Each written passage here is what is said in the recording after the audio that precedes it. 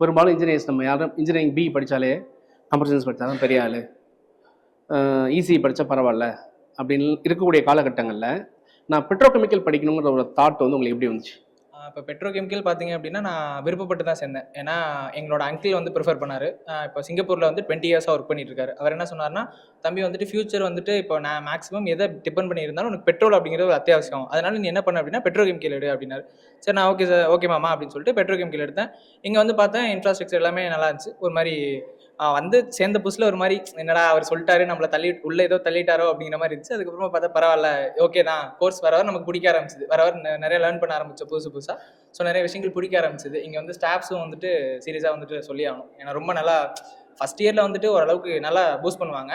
இங்கே வந்துட்டு ஸ்டாஃப்ஸுமே வந்துட்டு ரொம்ப நல்லவங்க தான்.